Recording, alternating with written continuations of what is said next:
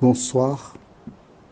Dans 3 jours, si Dieu nous prête vie, nous aurons achevé ce cycle et nous débuterons la femme, le tatouage et la Bible. Mais ce soir, nous voyons le méchant.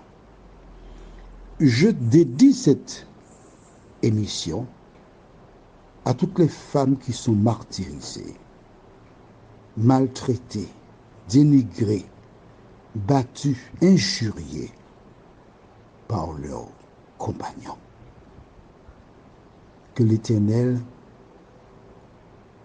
vous vienne toutes en aide.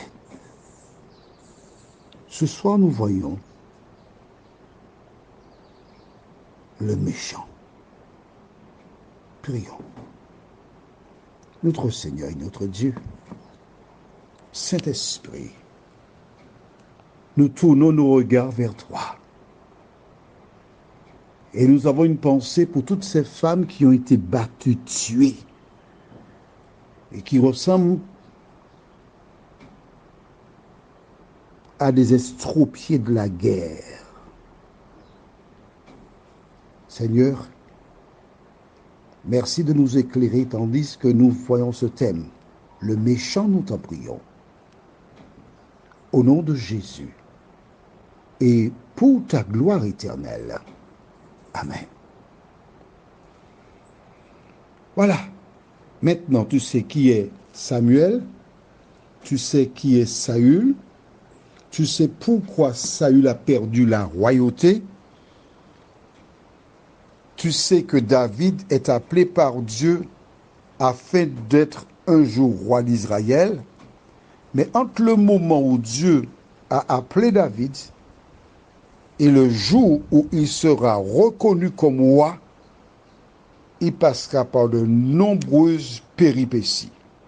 De même, tout enfant de Dieu qui aspire à être sauvé rencontrera des difficultés, mais il ne doit jamais lâcher prise. Alors, le méchant. Nous lisons dans le livre de 1 Samuel, chapitre 25, au verset 1 à 3.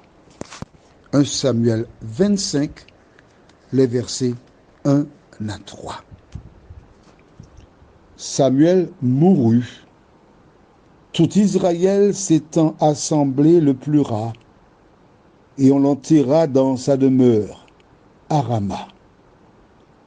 Ce fut alors que David se leva et descendit au désert de Paran.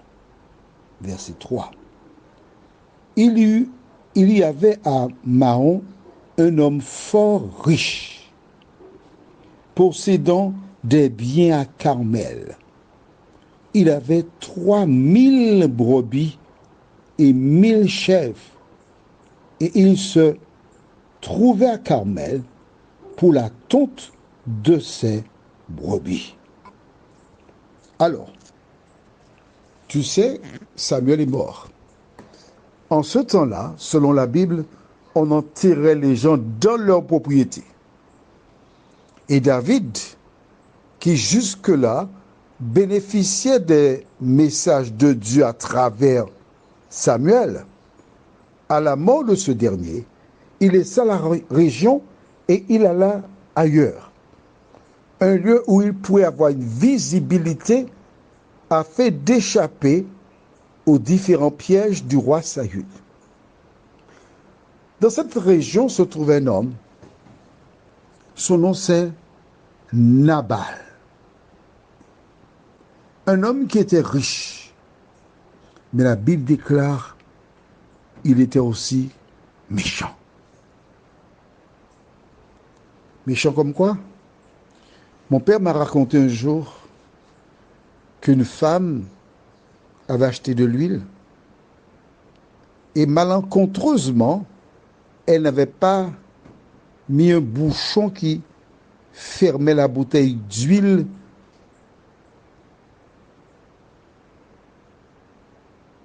en sorte que des fourmis entrèrent dans la bouteille et burent l'huile.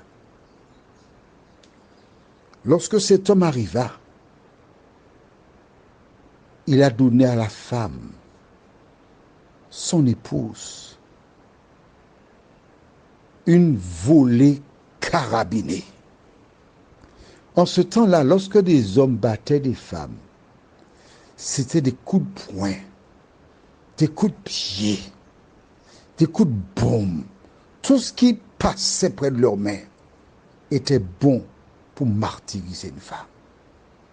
La tête ensanglantée, des enfants qui pleurent, qui crient « Papa, ne donne pas de quoi, maman !»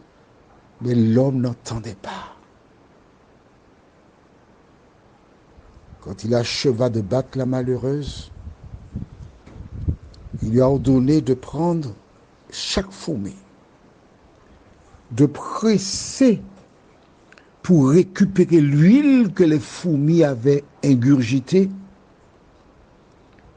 et de garder toutes les fourmis qui avaient un peu d'huile sur leur corps. Et quand il mangeait, elle devait mettre ces fourmis dans son plat pour manger.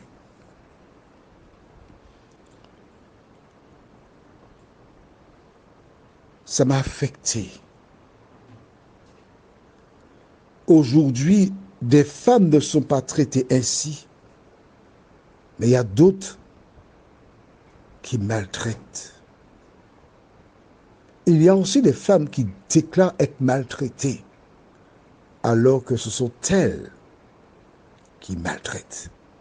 Mais vois-tu, il y a un proverbe que j'aime qui dit, c'est un proverbe anglais, je cite, You may fool some people sometime.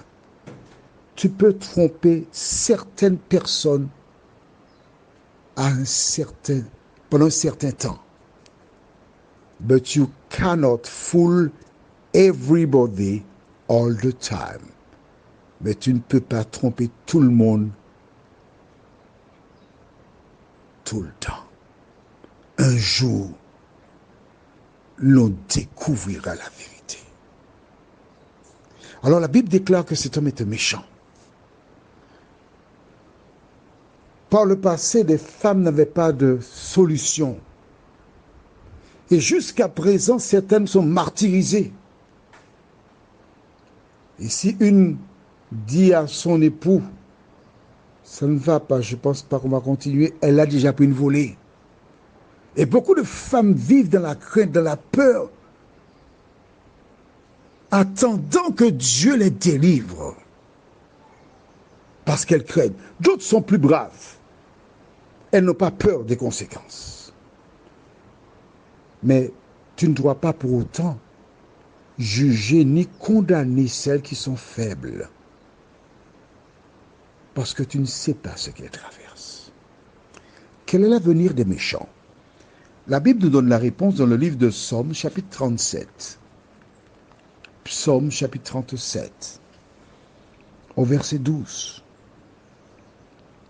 Le méchant forme des projets contre le juste, et il grince des dents contre lui. Alors je voudrais que tu écrives le verset qui suit. Psaume 37, verset 13. Voilà pourquoi je te dis qu'il faut avoir un cahier. Parce que lors des causeries, il y a toujours quelque chose d'important. Que dit le verset 13? Et c'est pourquoi je n'ai pas noté, c'est pour que tu aies ton cahier justement, parce qu'il est important ce verset 13. Le Seigneur se rit du méchant, car il voit que son jour arrive. Toi, femme, mère, tu as un fils qui est méchant avec son épouse, tu le sais. Il n'est pas gentil. Il la maltraite. Il lui impose des choses impensables. Tu sais cela. Que fais-tu? Tu laisses faire? Tu laisses faire? La Bible te dit que Dieu a un jour pour le méchant.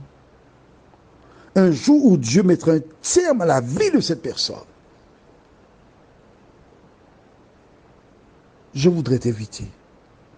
Toi qui fais du mal à ton épouse, à ton époux, mais oui, les deux bords. Rappelle-toi qu'un jour, le juste juge se lèvera. Seigneur, que le Saint-Esprit visite celles et ceux qui souffrent et qu'elles trouvent le courage en ta parole. Que l'exemple de celles qui se sont confiées en toi les stimule. Que tes anges veillent sur nous et que nous puissions un jour goûter à la vie éternelle. Amen. Je te souhaite une bonne nuit sous le regard de Dieu.